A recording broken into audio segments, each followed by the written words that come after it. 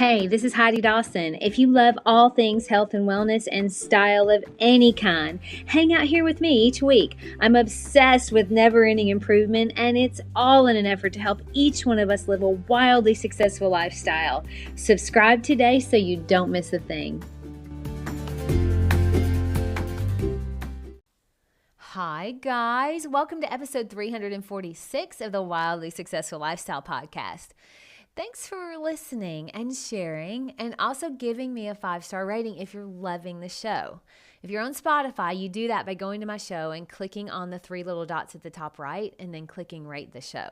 If you're on Apple, go to my show and scroll all the way down to leave a rating and a review if you have it in you.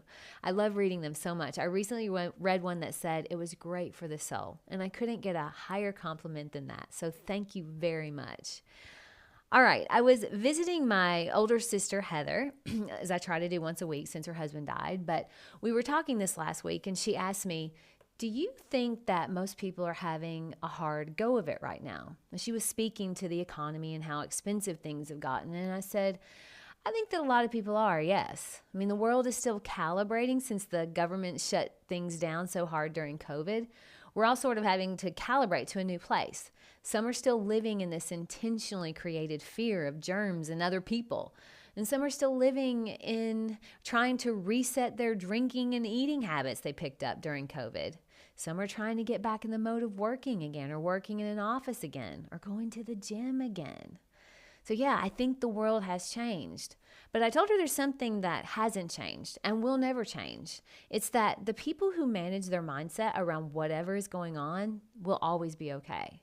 The people who think for themselves and manage to break out of the fear and find a way to get back on track fairly quickly when possible, there will always be those people, and those people will always be okay. You see, fear is a powerful tool that some will use to gain and hold on to power. But those that think for themselves and kind of step away from the narrative and the group think, those are the ones that make decisions based on their own inner guidance system. I think you're one of those people. I know I am. So how do you be one of those people? Well, you can't allow yourself to be carried away by groupthink. And that means you can't allow yourself to only be open to one side of the narrative. You got to listen to all sides and decide what's right for you. No one else can do that for you. No one. You manage your thoughts every single day through a routine of meditation and prayer and deep personal thoughts and exercise and nutrition, and also your intuition guiding you. That's how you be one of those people. Every single day that I allow myself to start my day by getting swallowed by the news or being hypnotized by social media first thing instead of my meditation or journal practice, those are the days where I notice that I'm less intentional. I'm grumpy. I beat myself up, which always makes for a good day, right? But I'm getting better and better at not allowing it, because the difference in my mood is so stark that I wonder if I'm doing it just to see the contrast, because I'm certainly not enjoying the way I feel on those days when I consume so much news. And when they accumulate, I notice it's even hard to get in the zone of finding inspiration for my podcast episodes, which is not good. But our body responds to our mind, and our mind responds to our body. When one is working well, the other has a good chance of working well too. It's not absolute, but the odds are for it. What if your body is just your mind on display? I mean, think about it. If you're depressed, you're often hunched over, head down, eyes down. Your face will often have dark rings. You kind of make yourself smaller. But when you're joyful, your eyes are wide, your shoulders are back, your head is up, and your face is bright. Just like when you're confident, your shoulders are back, your hands may be on your hips in a Superman pose. All of these emotions show on our body. What does that tell you? I mean, what happens, though, in your body when all it knows is chaos? We're built to be resilient, but it's not going to happen on its own. I mean, we can handle a lot more than we think. You know this because look what you've already handled, and here you are, still standing. There's a lot going on in the world that we see, and there's a lot going on in the world that we are never going to see. Some of it's good, and some of it's bad. But are you noticing the good? Or are you only focused on the bad? One of the keys to a happy life is focusing more on and looking more for the good. But that takes effort. It takes being intentional in what we allow in. And in the beginning, it's not as rewarding because our brain likes that hit of dopamine we get from drama. But as we focus on the good more and more, we realize that that's where true peace and contentment come in. From a place of peace and contentment, the bad doesn't seem so bad. And the good is expected and shows up a little bit easier.